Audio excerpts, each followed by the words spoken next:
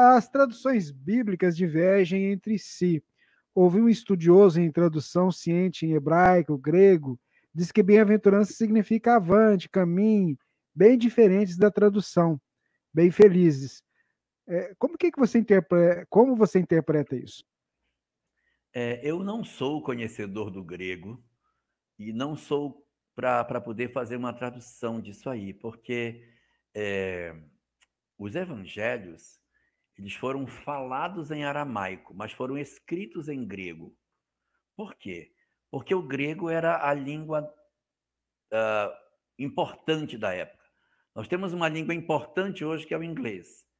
Antes do inglês era o francês, antes do francês era o espanhol. Antes do espanhol foi o latim, durante mais de 1000 anos. Antes do latim era o grego. Quando Jesus esteve na Terra, o chique era você falar grego. E aí, embora as histórias tenham se dado na Palestina, o chique era colocar o texto em grego. Então, os evangelhos foram escritos em grego. Então, não dá para saber o que foi dito em aramaico, porque está em grego. Já está traduzido para o grego, então tem que ser no grego para saber. Existem algumas pequeninas passagens dos evangelhos que aparecem em hebraico ou em aramaico. Quando, por exemplo, Jesus diz efatá, para que a pessoa abrisse os olhos, abre, ou talita cumi, menina, levanta, ou Eli, Eli, lama sabachthani, meu Deus, por que me desamparaste? Mas são poucas as passagens aonde o hebraico aparece efetivo, ou o aramaico aparece efetivamente no texto. O texto é em grego. Eu não sou especialista em grego para saber se realmente é essa, mas todas as traduções que eu já vi, elas apontam para que bem-aventurados seja no sentido que a gente costumeiramente ouve, de sentido de felizes os que. Observando a tradução em Esperanto da Bíblia, que é uma tradução muito fiel ao original, é tirada direto do original para o Esperanto, a palavra que está lá, no local de bem-aventurados, é feliciai. Feliciai em Esperanto significa felizes.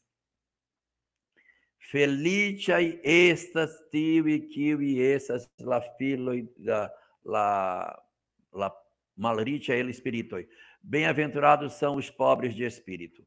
Então, essa é a frase que está colocada. Então, em cima das traduções que eu tive já a oportunidade de ver, me parece que sejam realmente felizes, mas nada impede que os estudiosos debruçados sobre esse texto identifiquem novos desdobramentos.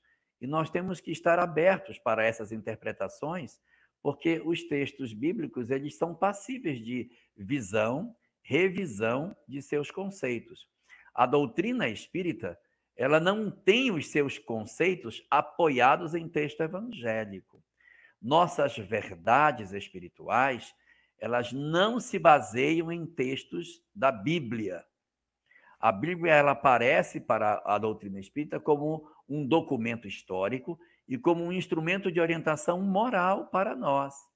Mas não é ali que está a verdadeira mensagem moral que o Espiritismo tem.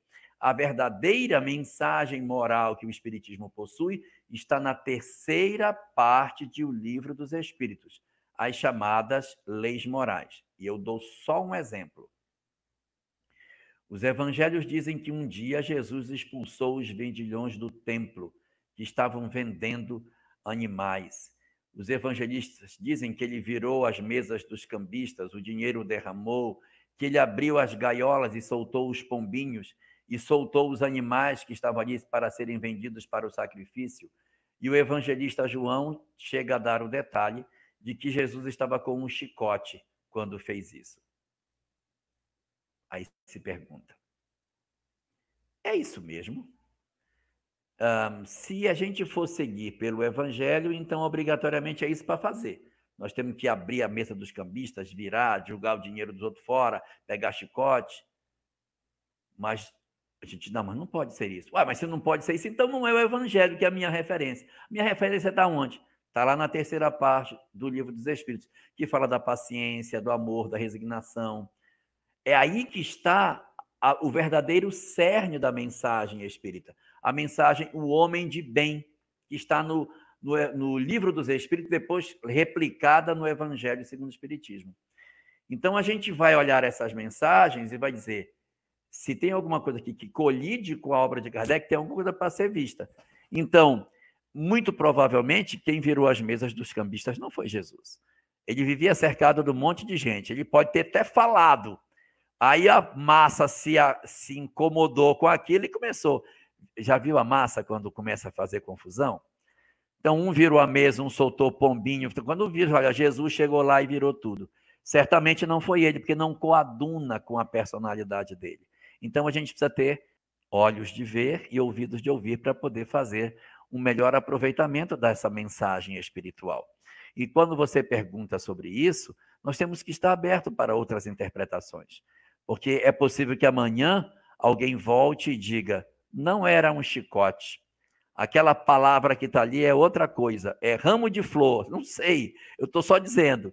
Então, muitas coisas mudam, e se de repente alguém chegar e disser, ó, realmente a palavra é avante, então avante, vamos lá, vamos seguir por aí, porque essa não é a nossa principal referência para que a gente roteie as nossas vidas.